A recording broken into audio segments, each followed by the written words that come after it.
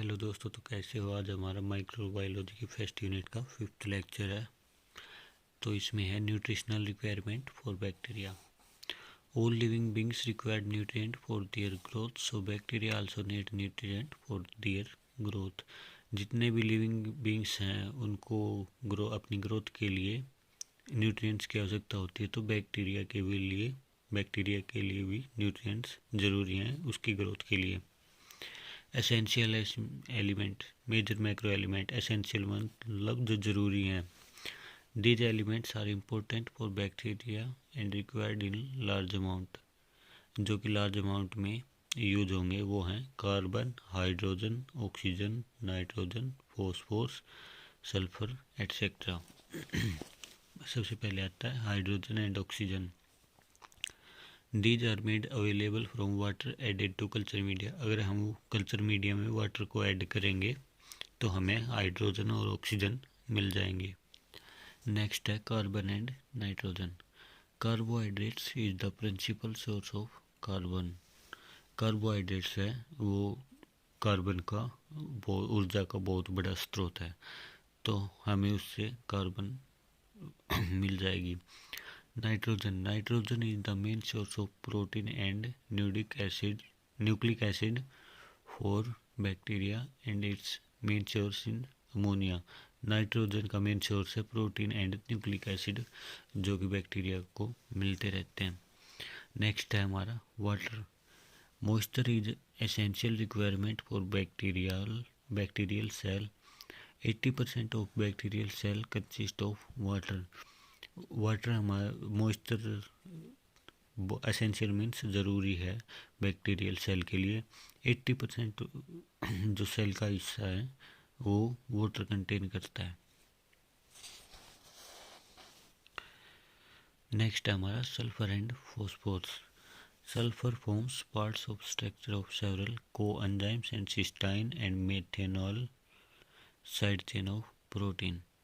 Phosphorus is required as a component of nucleic acid, ATP and coenzymes, NAD flavins। मतलब कि sulphur जो है वो कोएंजाइम्स के लिए में मिलता है, सिस्टाइन में मिलता है एंड मेथियोनाइल एक प्रोटीन की साइड चेन में मिलता है। फॉस्फोरस जो है वो न्यूक्लिक एसिड के लिए, एटीपी के लिए, कोएंजाइम, NAD एंड फ्लेविन्स के लिए ज़रूरी है।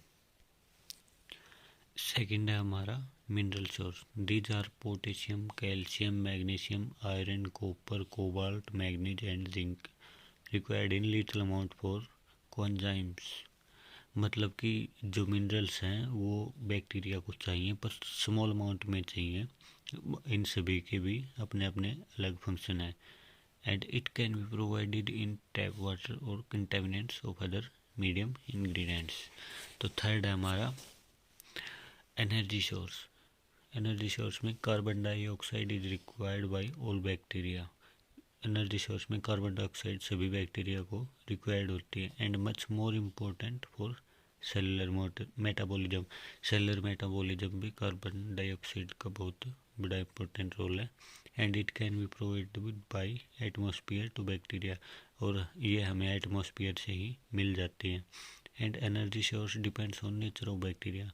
जो एनर्जी सोर्स है वो बैक्टीरिया के नेचर पर भी डिपेंड करता है। जैसे कि एरोब्स है, एरोब्स को ऑक्सीजन की रिक्वायरमेंट होती है ग्रोथ के लिए। एनाएरोबिक बैक्टीरिया हैं which grow only absence of oxygen, जो कि ऑक्सीजन के एब्सेंस में ही ग्रो करते हैं। Autotrophic bacteria capable to synthesise their own food. Autotrophic मतलब जो अपना भोजन फूड अपने आप बना सकते हैं। इसमें होता है फोटोसिंथेटिक। जैसे कि पेड़ पौधे होते हैं, फोटोसिंथेटिक प्रोसेस होती है उनमें, जो सनलाइट से अपना फूड वगैरह बनाते हैं। Use sunlight as a source of energy. Chemosynthetic में होता है जो कि विदाउट फोटोसिंथेटिक पिगमेंट के वे सिर्फ सल्फर को यूज करके अपना फूड बनाते हैं। नेक्स्ट है हमारा हेटेरोट्रोपिक बैक्टीरिया।